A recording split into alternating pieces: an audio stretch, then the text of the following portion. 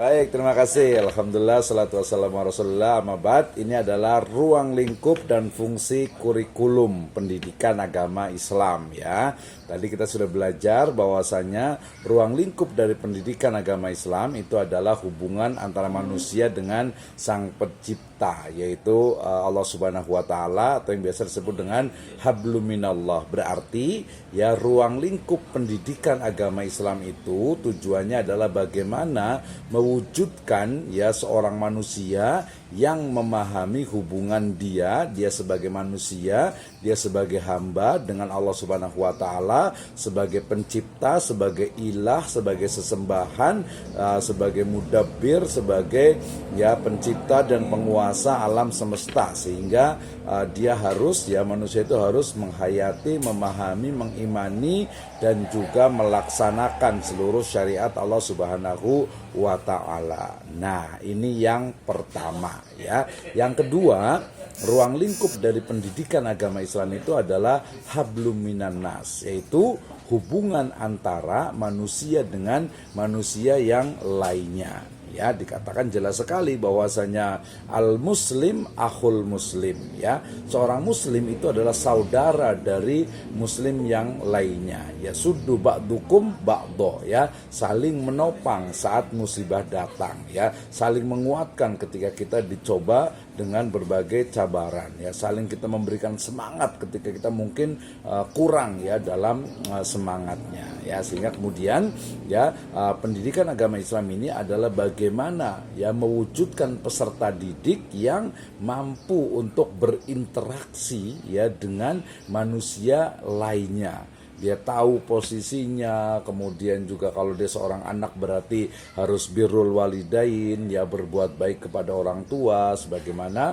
firman Allah Subhanahu wa taala dalam surat Al-Isra ya.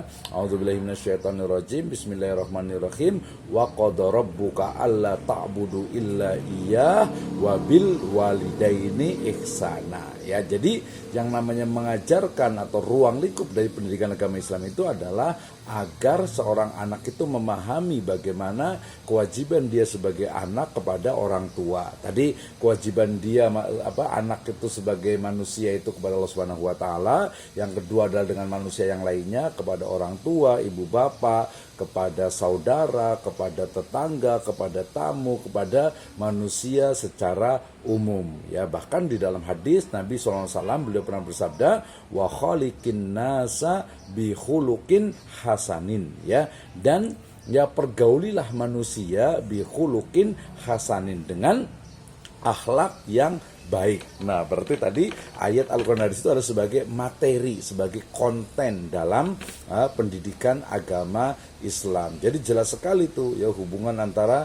manusia dengan manusia yang lainnya, tahu kewajibannya. Kalau tadi yang hubungan hablum minallah itu adalah seorang peserta didik harus mengetahui kewajiban dia sebagai hamba ya, dia harus sholat, dia harus puasa, dia harus zakat kalau mampu, kalau sudah terpenuhi persyaratannya, dia melaksanakan haji kalau sudah mampu, melaksanakan yang sunnah muakkadah, melaksanakan yang sunnah, melaksanakan yang mubah, serta menjauhi yang dilarang oleh Allah Subhanahu wa taala. Nah, kalau hubungan manusia dengan manusia yang lainnya, hablum minan nas, berarti bagaimana peserta didik, siswa itu memahami hakikat atau memahami posisi dari dia sebagai manusia, sebagai anak, sebagai kakak, sebagai adik, sebagai tetangga, sebagai tamu, sebagai tuan rumah, dan yang lainnya.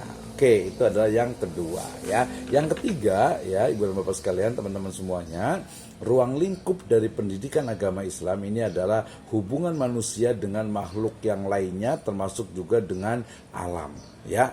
Jelas sekali ini bahwasanya